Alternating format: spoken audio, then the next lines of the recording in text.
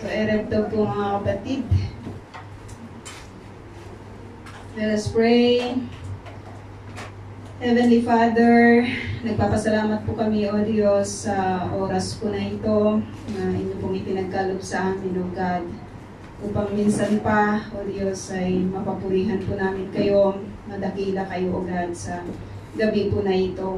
At sa amin pong pag-aaral, dalangin po namin ang inyong pong pangunguna, O Diyos, at pagtuturo, Panginoon, sa bawat isa po sa amin. Ang inyong lingkod, O Diyos, ay kulang sa kaalaman, kaya patuloy yung dalangin po namin na kayo po, O Diyos, ang siyang magturo, Panginoon, at manguna, O Diyos, sa lahat ng aming pong mga mapapag-aralan. Sa madakila ka, Ama, at patuloy na maitaas sa lahat ng panahon. Sa pangalan ni Jesus, sinihiling po namin ito. Amen. Tayo po ay nag-aaralan dito po sa chapter 11. And for those of you na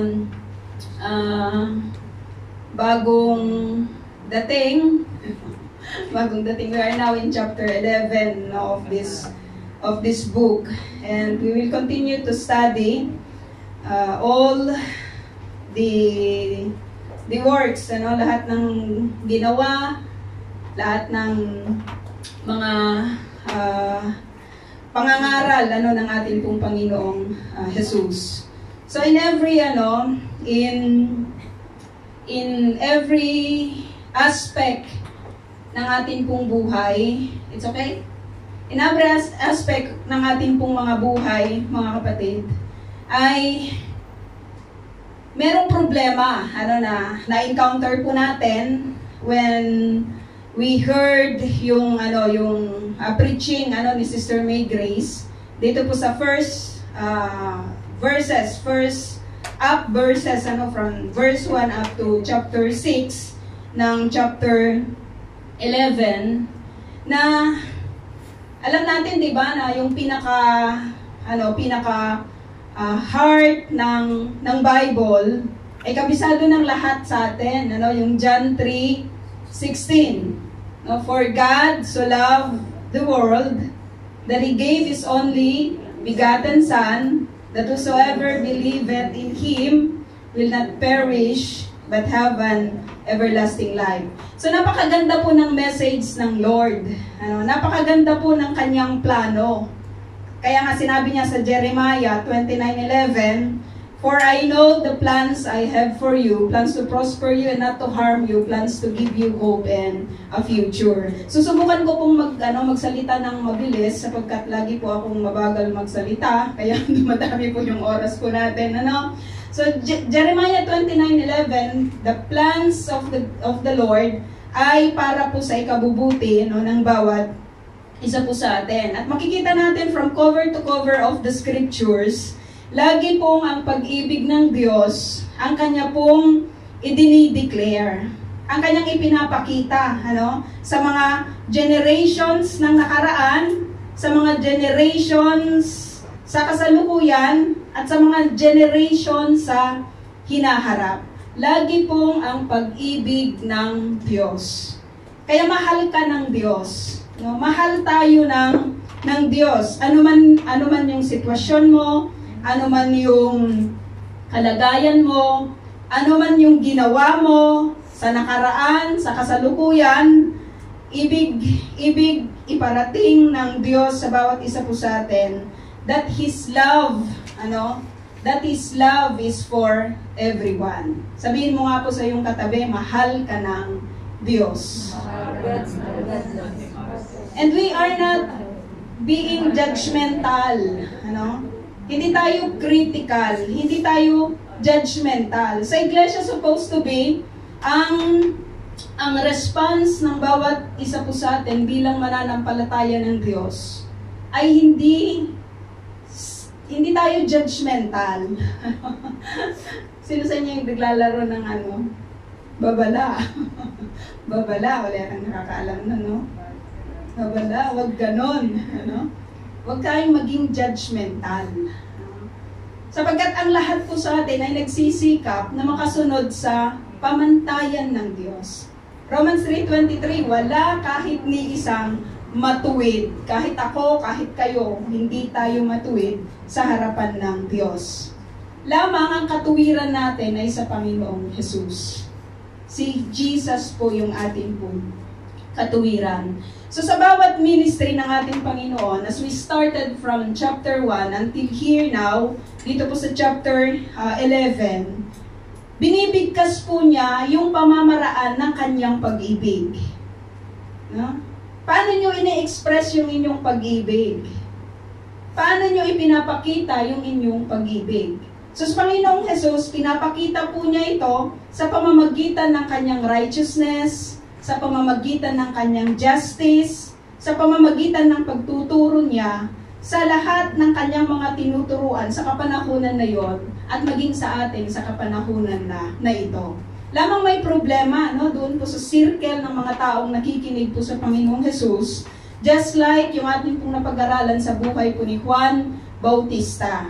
Nagkaroon siya ng doubt kung ito ba talaga ang Kristo, na dumating, na magbibigay ng kaligtasan sa bawat tao.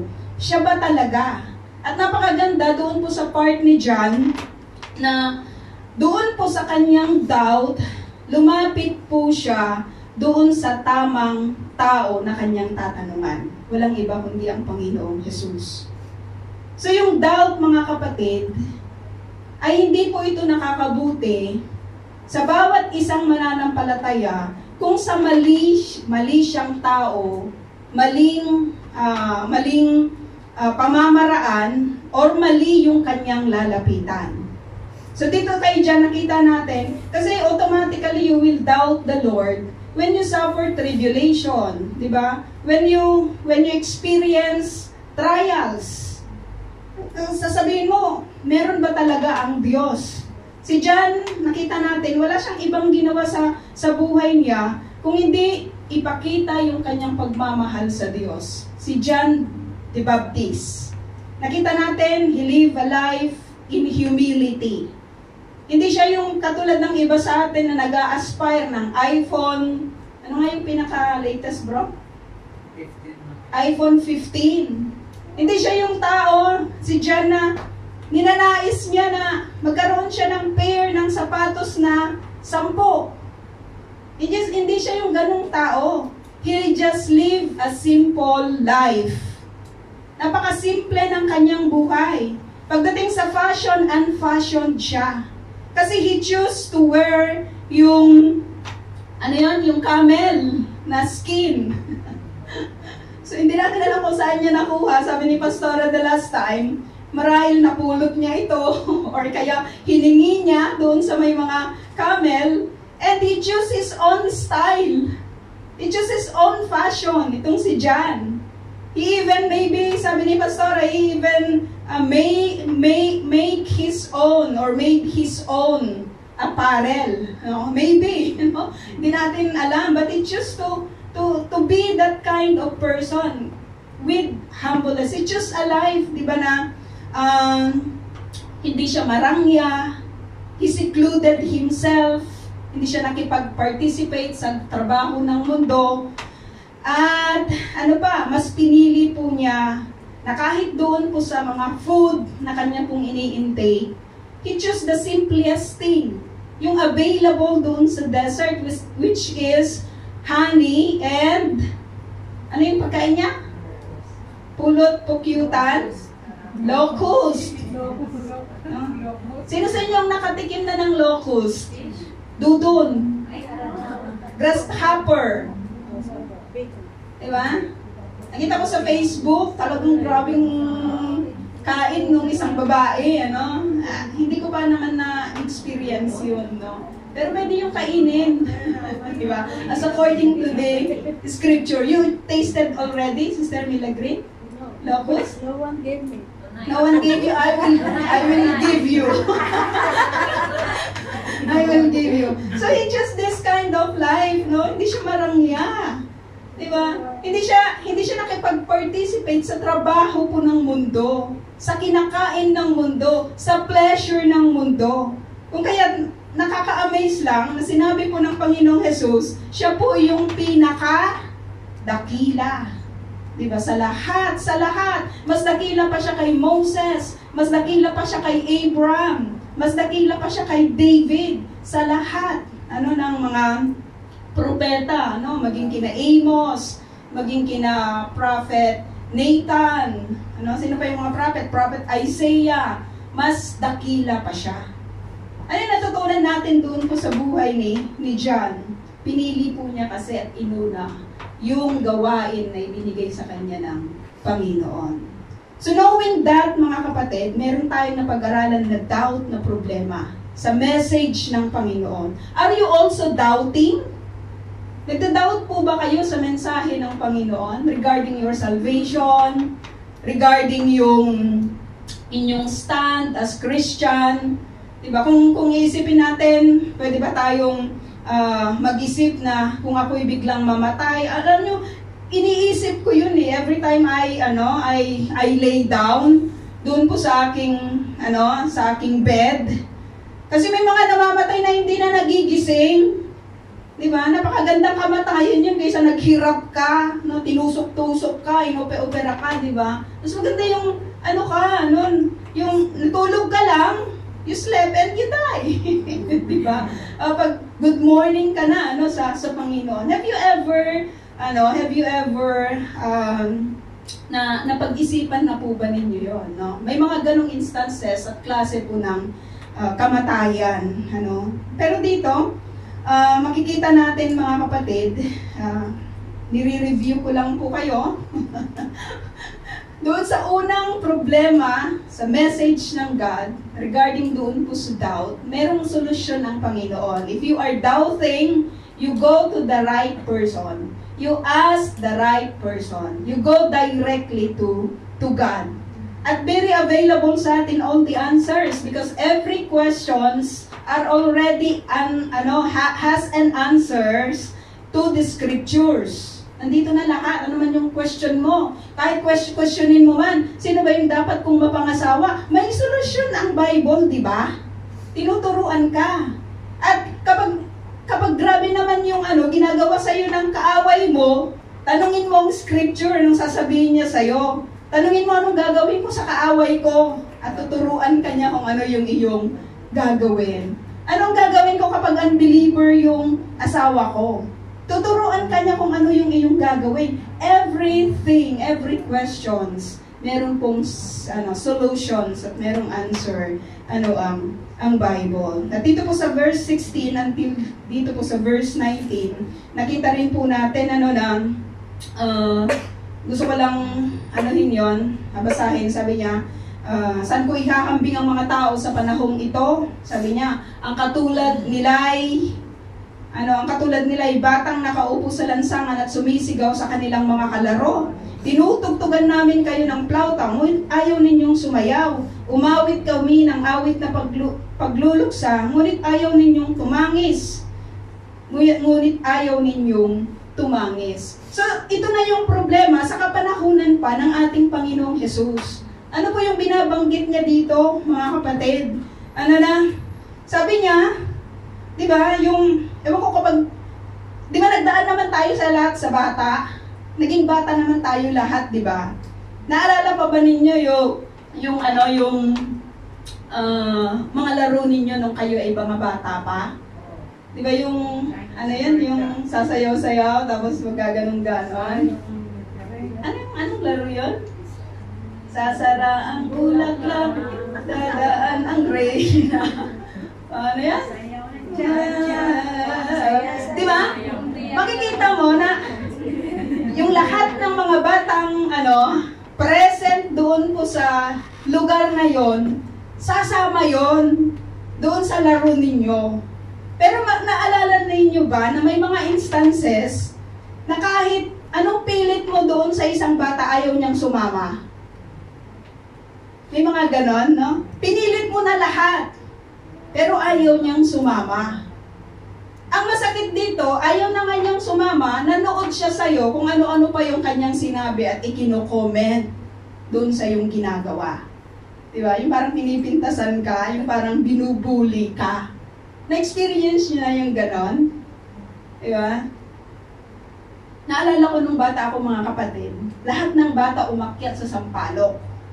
Kasi merong, anong tawag doon? Yung bagging. inakyat-akyat nila. Trinay ko din umakyat. Nakarating din ako dun sa taas ng Sampalok.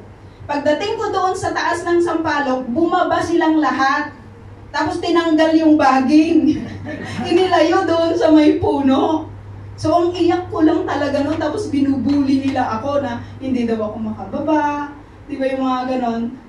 Tapos nagtagal ako, iyak ako ng iyak, hindi nila ako gustong ibaba. So nung may nakakitang mga mga, alam mo yun, yung mga matatanda, talaga lang pinagsusuntok ko lang talaga ng mga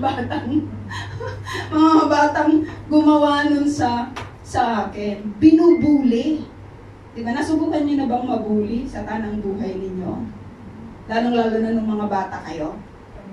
Naalala ba ninyo yung mga ganong instances? Dito, sinasabi dito mga kapatid, this is just illustrations na binabanggit po dito ng Panginoong Jesus. Ginawa ko na lahat eh. Ginawa ko na lahat upang kayo'y tumanggap, upang tanggapin ninyo yung message ko.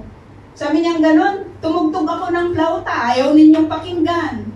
Diba? Sabi niya ganon, umawit kami ng awit ng pagluluksa, ngunit ayaw ninyong tumangis.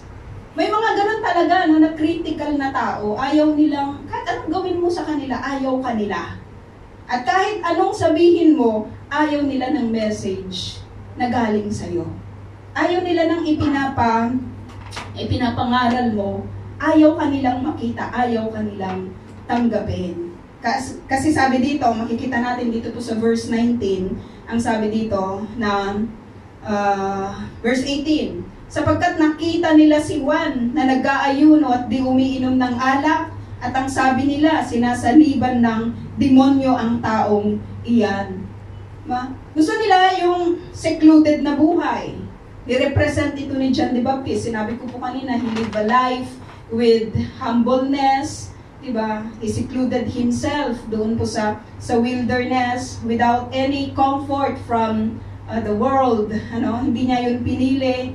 Pero anong sinabi po ng mga Hudyo? Hudyo mismo, yung mga taong ayaw tumanggap sa message ng Panginoon. Sinabi nila, sinasaniban niya ng demonyo. Hindi nila tinanggap ang message ni John the Baptist. Dumating ang Panginoong Jesus, hindi siya, sabi dito, kumakain siya, umiinom,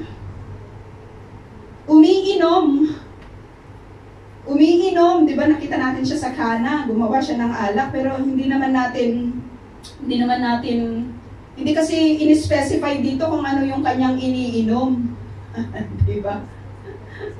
Sabi dito, at ang sabi naman nila, tignan ninyo ang taong ito, matakaw, lasenggo, yun, alak, lasenggo, at kaibigan ng mga maniningil ng buwis at makasalanan.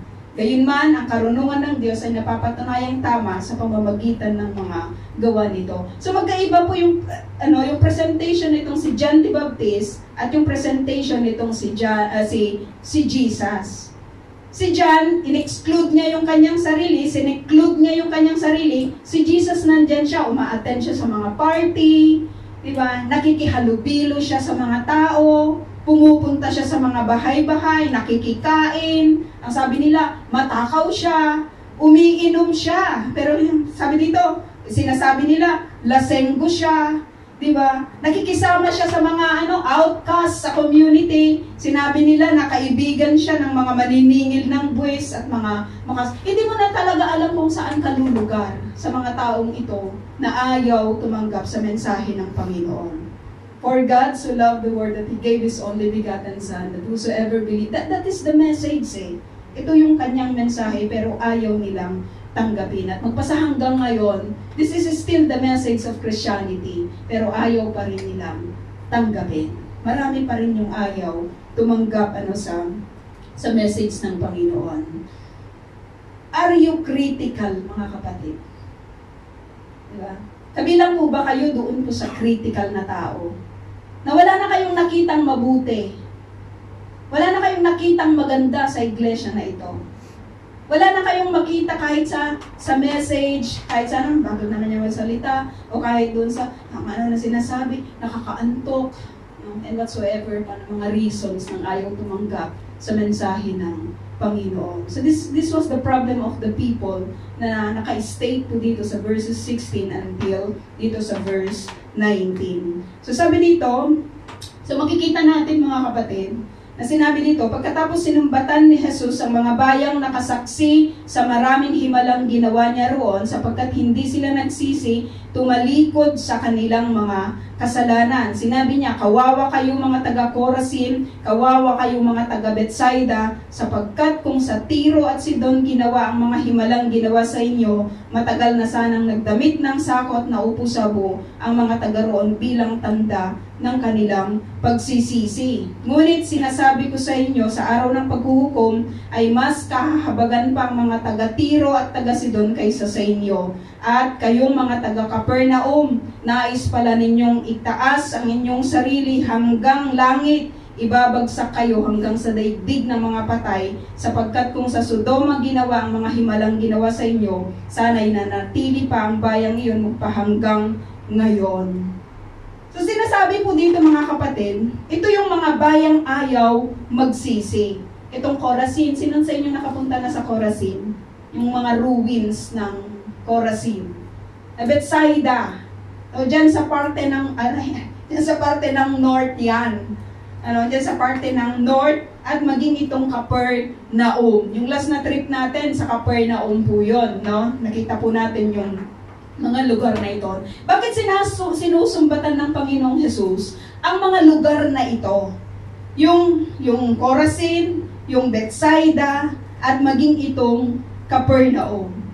Binanggit na kanina, ayaw nilang magsisi. They heard the message, pero ayaw nilang magsisi sa kanilang mga kasalanan. Mas minahal nila yung kanilang kasalanan kaysa doon sa pagtanggap, doon po sa offer ng forgiveness ng ating pong Panginoon. No? Wala silang ginawa. Kung wala silang ginawa, nandyan ang Panginoong Jesus, nakikita nila, nagtuturo ang Panginoong Jesus, nangangaral ang Panginoong Jesus, nakakasama nila ang Panginoong Jesus, nagpe-perform ng mga miracles ang Panginoong Jesus, lagi niyang itinuturo ang tungkol sa kingdom ng God, pero itong mga taong ito, ayaw nilang magsisi sa kanilang mga kasalanan. That is their failure, no? That is their fault na ayaw nilang tanggapin yung mensahe ng Panginoon ng forgiveness. Ito namang Capernaum, ito yung place ni Peter, di ba? May sinasabi doon na nandun yung kanyang bahay, na natili ang Panginoong Jesus doon, tumira ang Panginoong Jesus doon, nag-perform din siya ng mga miracles sa lugar na yon. At maging yung kanyang biyanan, nitong si Peter ay kanya pong pinagaling. No? So isa rin po siya sa mga bayang ayaw magsisi sapagkat nakita nila ewan ko lang sa inyo kapag kunyari may kapangyarihan ako dito tapos merong dumating na napagaling ko. Diba? Kunyari ako si Jesus tapos napagaling ko, nakita ninyong lahat. Nakita ninyo yung lahat ng pagpe-perform ko, nakita ninyo yung lahat ng mga ginawa ko kahit doon sa mga waves, di ba, doon sa mga hangin, nagkaroon ng bagyo, pinatigil niya. Nakita ito ng mga taong ito Pero hindi sila naniwala sa Panginoong Jesus. No? Wala silang ginawa. Naging indifferent sila. Ito yung lagi ko pong sinasabi na isang napakalaking kasalanan, yung doubt, diba, yung pagiging critical, yung pagiging full of criticisms. Tapos ito naman, yung pagiging indifference. Yung wala ka lang gagawin. Diba, naririnig mo, okay lang sa'yo. Nakikita mo, okay lang sa'yo yung lahat ng bagay. Wala kang ibang gagawin. Wala ka nang ginawa. May mga kasalanan na dahil ginawa mo yung bagay na ito, may mga kasalanan din na dahil hindi mo ginawa. Maraming ganon, hindi mo ginawang magpatutuo. Hindi mo ginawang magpatawad. Diba? Hindi mo ginawang mahalin ang salita ng Panginoon. And that will lead you, diba, doon po sa totoong judgment. That will lead us kung tayo po ay mga katulad ng mga taong ito, dito po sa Corazin, sa Bethsaida, at maging dito po sa Capernaum. No? Sabi dito, kung ginawa lang sa Tiro at Sidon, sa Tyre at saka sa Sidon, yung mga miracles ng Panginoon. Sabi ni Jesus, di ba, na matagal na sanang nagdamit ng sako at naupo sabo ang mga taong taga roon bilang tanda ng kanilang pagsisisi. Napakalaking sampal ito sa mga religious leaders at sa mga Hudyo sa kapanahunan na yon. Sapagkat ang Tyre at saka ang Sidon, mga kapatid, is, ano tawag doon? Is a Gentile place. Wala silang, ang wino-worship nila is mga pagan gods. Hindi sila nag-worship sa totoong Diyos. Mga makasalanan yung mga taong ito na nasa Tyre and Sidon. Even sa Old Testament, kino-convict na yan, di ba, ng Diyos dahil po sa kanilang mga kasalanan. Pero magpasa hanggang ngayon, ang mga places na ito ay present pa rin hanggang ngayon. Unlike doon sa mga other places na nagkawalaan na sa listahan ng makabagong lugar dito po sa mundo. Pero ang Tyre at saka ang Sidon, nandito pa rin sila. Nandito pa rin. Saan po 'yon? Sa present time. Ang Tyre and Sidon, saan makikita 'yon, Sister Emily? Ang ganda ng tingin mo, Brother Bernie. Tyre at saka Sidon, no? Saan makikita? Sa Lebanon. Sa Turkey yung alam mo. Nandiyan pa rin sila. Bakit hindi sila nawala? Grabe pala yung mga kasalanan nila kahit sa Old Testament, di ba? Matindi na yung mga kasalanan na ginagawa ng mga tao ito. Alam niyo kung bakit magpasa hanggang ngayon ay present pa rin sila sa kapanahunan na ito? Because according to the scripture, si Jesus binisit niya yung mga places na yan. At marami po ang mga nakakilala sa Panginoon at tumanggap sa kanyang message sa kapanahunan po na yon. Actually, nagkaroon dyan ng mga churches. At magpasa hanggang ngayon, may mga churches po sa mga lugar po na yan. Na kumikilala po sa Panginoong Jesus. Ang Capernaum, nagkawalaan. Ang Bethsaida, nagkawalaan. Sapagkat nakita nila ang mga miracles and wonders ng Panginoon, pero hindi sila naniwala, at the same time, hindi sila gumawa. So malaking impact ang message nito sa atin, mga kapatid. Na kapag hindi tayo nag-respond doon po sa message ng Lord, mawawala tayo sa listahan ng aklat ng buhay. And that is the reality. Pero nakakapangilabot man yung mga unang mga nabanggit sa chapter 11. Nagpakita naman siya dito po sa verse 25 ng remedy kung paano po tayo makalapit sa Panginoon. 25, sabi dito, actually ang Sodom pala, sabi di ba na, sabi dito, sapagkat kung sa Sodoma ginawa ang mga himalang ginawa sa inyo, ang himalang ginawa sa inyo, sana'y nanatili pa ang bayang iyon magpahanggang ngayon. Ang Sodom. Actually, yung Sodom and Gomorrah is two places. Isang Sodom at saka isang Gomorrah. Pero, sa Ilocano, ang Gomorrah, di ba? Ang Gomorrah ay kagalit. Ang Gomorrah naman sa Hebrew, di ba? Ay sa Tagalog, Gora-Gora na, no? Pero sabi dito, di ba? Sa Sodom at saka sa Gomorrah, grabe ang kasalanan din dyan, mga kapatid ng mga tao. Saan ka nakakita ng mga tao na gustong rapin yung mga angels ng God? Grabe yung pakikipag-barter ni Abraham. Mas-save lang yung lugar na yan. Pero grabe talaga yung kasamaan na nila sa mga kapanahunan na iyon. Pero sabi ni Jesus, alam mo kung lahat ng mga miracles and wonders, sige Sister May Grace, yung mga miracles and wonders ng Panginoon, pinerform in front of those people sa Sodom and Gomorrah. Sabi ni Jesus, sana, sabi niya ganun, no? Sabi dito, himala sa ina, nanatili pa sana ang bayang iyon, magpahanggang ngayon. Hindi nila nakita yun eh. Napakapalad lang talaga ng mga tao dito po sa Bethsaida, Chorazin at Capernaum na nakita mismo nila ang Diyos.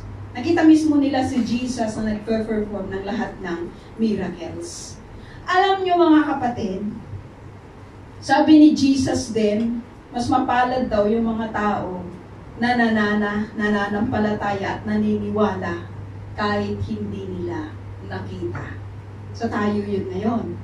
Tayo ngayon yung pinepertain ng message na yun. Kasi hindi natin nakita eh. Pero nababasa natin. Hindi tayo present during those times.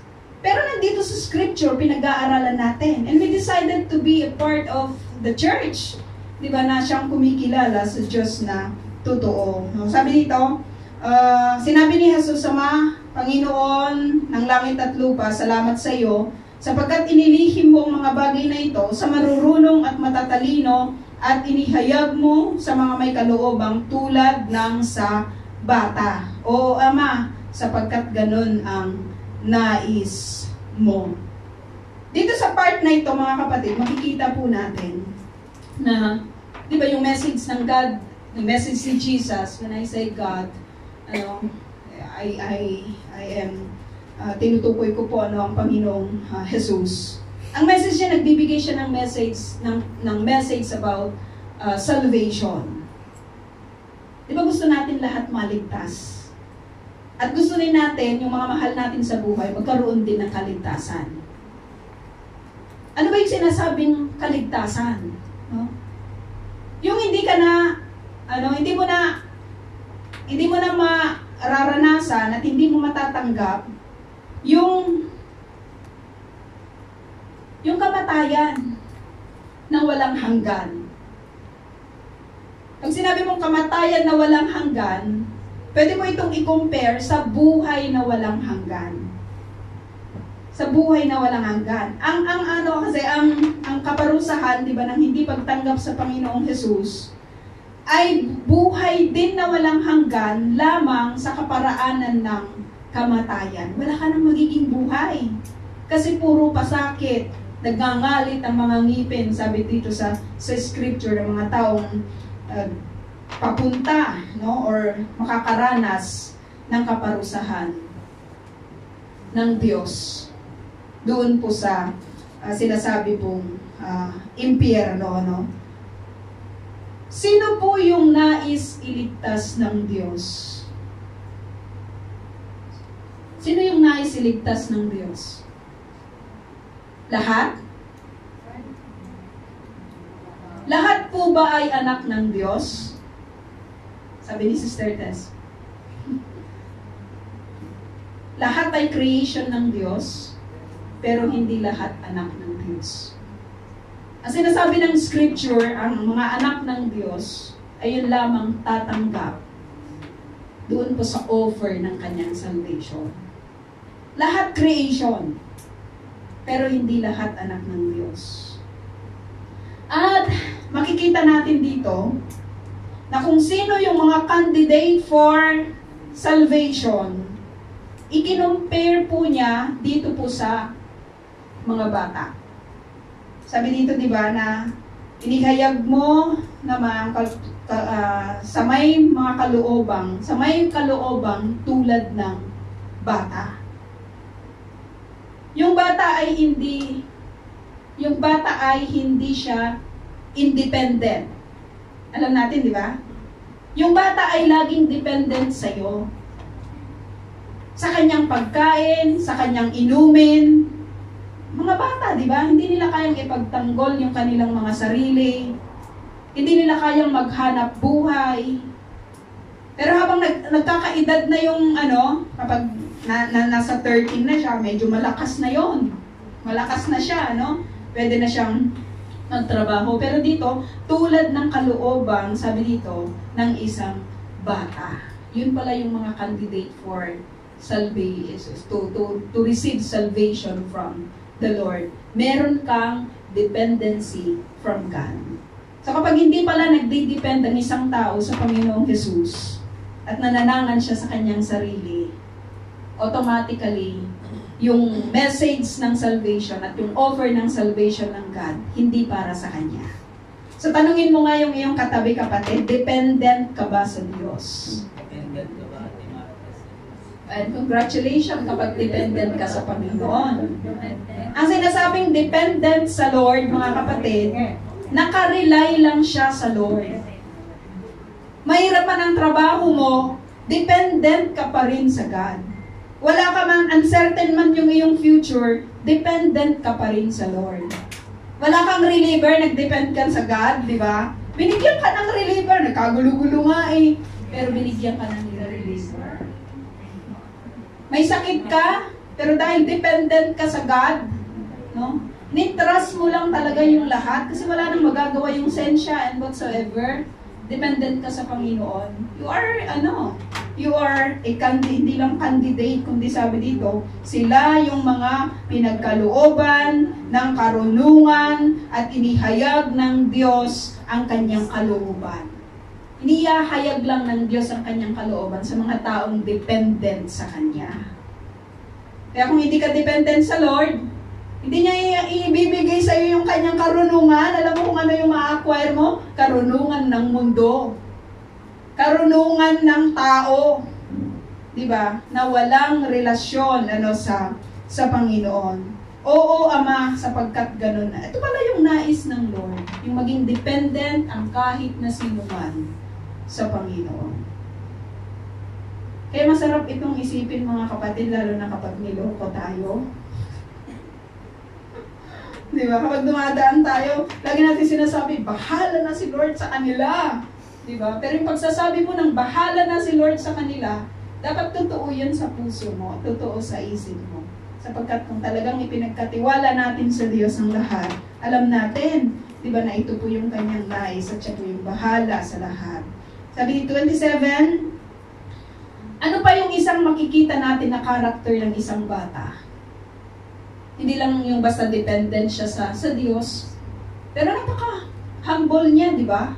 Saan ka nakakita ng isang bata na, sasabihin niya sa kanya, kaya mo ng yung mga 1-year-old, mga ganun, mga 2-year-old, kaya mo na sarili ko. Wala. Napaka-humble po ng mga bata na kapag pinagagalitan mo, lalong-lalo na doon po sa mga may anak, you will know, di ba na, yung bata, madali lang siyang kausapin, di ba? Pag nagtatantrums, madali siyang, alam mo kung ano yung iyong gagawin. Napaka-humble po ng bata. Walang nagmamagaling at walang nagmamarunong, di ba, sa kanila. Di nila sinasabi, mali ka, hindi tama yan. Limited lang yung kanilang nalalaman. Actually, ang karamihan sa mga nalalaman ng mga bata pa lang ay kung ano yung nangyayari sa kanilang kapaligiran, sa kanilang tahanan. Maliban na lamang, mga kapatid, kung ang batang-bata pa lang, 1-year-old pa lang o kaya 2 years old, pinapanood muna siya ng mga space, di ba, yung mga ganon, yung mga nangyayari sa kalawakan, di ba, grabe namang genius nun, no? Pero wala namang kadalasan ganon, no? Yung pinaka-normal na isang bata, makikitaan po natin siya ng humbleness, may humility. Sabi dito, ibinigay na sa akin ng aking ama ang lahat ng bagay, walang nakakakilala sa anak, kundi ang ama, at walang nakakakilala sa ama, kundi ang anak at ang mga pinili ng anak na pagpahayagan niya. So if you want to have that salvation from the Lord, fully revealed po siya through the life of Jesus Christ. You want to be saved? Go to Jesus. The author, perfecter, and finisher, sabi ng scripture, ng ating pong pananampalataya. Complete revelation ang ginawa ng Ama sa kung saan tayo lalapit. Kay Jesus lang. Wala siyang konduktor. Di ba? Wala siyang mediator. Nakatulad ng sinasabi po ng iba, ang scripture napakaliwanag, that we go directly to Jesus Christ. Kapag may nagtuturo na kailangan yung may mediator, hindi po yun totoo. Di ba? Hindi yun totoo. Sapagkat ang nakasulat sa scripture, maging doon po sa pinaka-original, pagkakasulat ng mga binabasa po natin ngayon, walang mediator ang Panginoong Jesus. directly to Him. Kasi siya po yung ating Savior. No? Talagang kinumpleto ng Ama ang kanyang revelation sa pamamagitan ng anak. Kaya kung nakikilala mo ang anak, sabi niya, nakikilala mo din yung Ama. At napakapalad ng isang tao na pinili, di ba? Pinili ng anak na pagpapinili ng Ama at ng anak na pagpahayagan ng kanyang sarili. Wala nang ibang organization o wala nang ibang klase ng samahan sa buong mundo na nagtuturo ng patungkol sa Diyos maliban sa iglesia. Kaya mahalin mo yung iglesia mo. Mahalin mo kung saan ka dinala ng Diyos. Kasi ito yung iyong magiging tahanan upang higit mong makilala ang Diyos. Maturuan ka ng patungkol sa Diyos. Kasi sa totoo lang mga kapatid, sa ayaw at sa gusto natin, palapit tayo ng palapit sa hukay. Masarap na i-secure po natin yung ating kinabukasan. Yung eternal life. Diba? Yung eternal place na pag-aalayan po natin ng ating buhay. 28, this is the call sa mga taong nandoon sa kapanahunan na yon at maging sa kapanahunan po natin ngayon. Sabi dito, verse 28, napakasarap na basahin. Come to me. Sino ang sasabi niyan? Si Jesus. All who are weary. Lahat kayo, sabi niya dito, na nahihirapan at lubhang nabibigatan sa inyong pasanin. Ano po ba yung inyong mga pinapasan? Heavy laden sa mga kapanahunan na ito. Marami kasi yung mga pinapasan ng tao eh. Pero pagdating sa salvation, mga kapatid, isa lang ang solusyon ng Diyos. We go directly to Jesus Christ. Wala nang heavy laden. Hindi mo na kailangan yung ginagawa ng iba from the door to the altar, nagninil sila. Nagkasugat-sugat yung kanilang mga tuhod. O kaya yung mga ginagawa naman ng iba, sinasaktan nila yung kanilang mga sarili, pinapako sa krus. Yung iba naman kandahirap na sa pananalangin sa mga bato-bato. Diba na ilang ginaganon-ganon nila yon, no? Kung ilang panalangin ng paulit-ulit. Wala. Sabi ng Panginoon, mismong ang Panginoong Jesus ang nagsabi, you want salvation? Come to me. Diba? Lahat ng lumalapit sa Panginoong Jesus, sila yung mga weary, sila yung mga heavy laden. Kaya kung wala kang problema sa buhay mo, indifferent ka, hindi mo dinidibdib, di ba, yung lahat ng mga bagay, hindi ka lalapit sa Panginoong Jesus kung wala kang problema. Hindi ka lalapit sa Panginoong Jesus kung maayos yung buhay mo. Hindi ka lalapit sa Panginoong Jesus kung okay ang sahod mo. Di ba? Pero kapag kulang ang sahod mo, grabing panalangin mo, Lord, yung sahod ko kulang. Di ba? Dagdagan po ninyo, Panginoon, grabing pananalangin mo. Kung very challenging yung trabaho mo, kung very napapagod ka sa trabaho mo, di ba? Lumalapit ka sa Panginoon. Hindi tinawag ng Panginoong Jesus dito yung mga, sino yun? Yung mga walang problema. Sino yung tinawagan niya? Yung mga weary. Di ba? Kasi sila yung nangangailangan sa Diyos. May pangangailangan ka ba ngayon? Di ba? Open po ang linya ng Panginoon. Siya po yung nagsabi, come to me, halika. Lord, ang bigat ng aking dinadala. Ano sabi niya dito? Bibigyan ko kayo ng kapahingahan. I will give you rest. Actually, yung rest na binabanggit po dito ay yung salvation. Bibigyan ko kayo ng salvation. Bibigyan ko kayo ng rest. Kasi kapag wala kang salvation, kapatid, wala kang rest. Sa totoo lang, kung hindi ka secured sa salvation mo, wala kang rest. Kung ano-ano yung iniisip mo, kung ano-ano yung ginagawa mo, Kaya nga, may pagtawag, may pag-asa. Diba? Lumapit lang tayo sa Panginoon.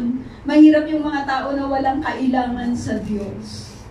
Kasi kapag hindi ka lalapit sa Diyos, parang sinasabi mo, hindi kita kailangan, okay na ako sa buhay ko. Maraming ganung mga tao ang hindi lumalapit sa Diyos sapagkat ang alam nila ay kaya nila ang buhay nila at sila po ay napapahamak. Anong gagawin kapag lumapit po sa Panginoong Jesus? Kasi tatanggalin niya yung mga pasanin. Tatanggalin niya yung mga nagpapabigat. Tatanggalin niya yung mga paghihirap. Diba? Na nangyayari dahil sa bigat ng mga dinadala po dito. Bibigyan. Sino ang ayaw ng kapahingahan? Diba? Kapag 7 days a week ka nagtatrabaho, you dream for a rest. Kahit nga lang yung pag dumating na yung 2 o'clock in the afternoon, you wanted rest, di ba? Sino yung ayaw ng rest? Nakaka-amaze lang ang Lord sapagkat He promised us to give us rest. Alam niyo mga kapatid, pagod na rin talaga ang katawan na ito. Hindi ba niya napapansin? When you reach 40, di ba? Lalo na kapag hindi ka nag-iingat sa mga skins na kinakain natin. Grabe yung mga cholesterol and everything. Lahat. Hindi na nagpahinga ang mata mo sa Facebook at kayo YouTube. Nanghihina na yan. Di ba nanghihina na yung ating mga mata? Parang hindi makarelate si Sister Leia, kasi iba naman po yung kanyang trabaho. Pero, alam mo yun? Alam ko nahihirapan ka din kahit hindi ka caregiver. Di ba? Iba naman yung challenge sa iyo. At napakabuti that whatever na kahirapan na dinaranas po natin, kahit yung mga pagsisiksik-siksik na ganyan, di ba? Masakit din sa kamay yun, no? Tapos yung paglilinis-linis and everything. May offer ang God ng rest. Kahit nga sa Shabbat, di ba? 6 days a week, 6 days yung work mo, nag-offer siya ng isang rest. Para saan? Para sa'yo. This is good for the person. Kabutihan mo. Sige, magtrabaho ka all the rest of your life, 7 days a week. Malaki nga yung kita mo. Malaki naman yung mawawala sa'yo.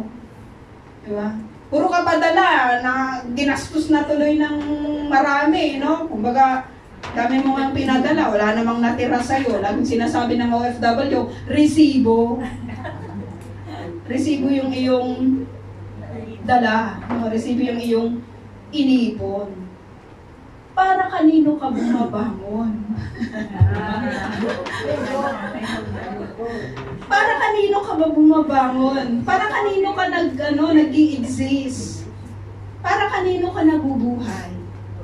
Maganda na isagot doon para sa Lord. Para ma-direct yung mindset natin sa paggawa ng kalooban ng Diyos. Anong gagawin? 29, sabi dito, pasanin ninyo ang aking pamatok at matuto kayo sa akin. Ano yung pamatok dyan? Take my yoke upon you and learn from me. For I am gentle and humble in heart, and you will find rest for your souls. Yung solusyon ng God, kunin mo yung kanyang pamatok. Kunin mo yung kanyang yoke. Aba, mas matindi pa yun, Lord. Diba? Mas matindi yung yoke. Diba nasubukan nyo na bang mayok? Yung, ano tawag doon yung sa Ilocano? Singkaw? Naisingkaw? Bisa kung kani-kanino natin isinisingkaw yung ating sarili. Sa trabaho, sa tao, sa kasalanan. Kaya tayo kaya tayo minsan bullseye lagi, tsaka laging bugbog. Pero napakaganda na binanggit po ng Panginoong Yesus dito. Kung gusto mong isingkaw ang sarili mo, yung yoke ko ang piliin mo. Kasi doon sa yoke ko, sabi niya, matututo ka sa akin. Kapag nakasingkaw ka sa akin, ano ba yung other term ng singkaw? Kapag nakakonect ka sa akin, Kapag nakakawar ka sa akin, nakakadena ka sa akin, kapag nakakawit ka sa akin, kawit Cavite, kapag nakakawit ka sa akin, sabi niya, matututo ka sa akin. Ano yung matututunan mo tungkol sa akin? Napaka-gentle ko. Ano ba yung gentle sa Tagalog? Sabi niya dito, maamo ako. Mukha akong lion, Lord. May lion kanina dyan. Matututo ka na sa akin ng pagiging maamo. Tapos matututo ka sa akin ng pagiging mababang loob. Mga characteristic to enter the kingdom of God. Yung kababaan at yung pagiging gentle sa puso. Wow, talaga naman gentle. Sabi niya, at sa ano ka, Lord, yung aking matututunan sa'yo? Makakatagpo kayo sa akin ng kapahingahan. Walang ibang magbibigay pala ng kapahingahan maliban sa Diyos. Kasi kung gusto mong mag-rest kapatid tapos may maingay, sakit sa ulo yun, di ba?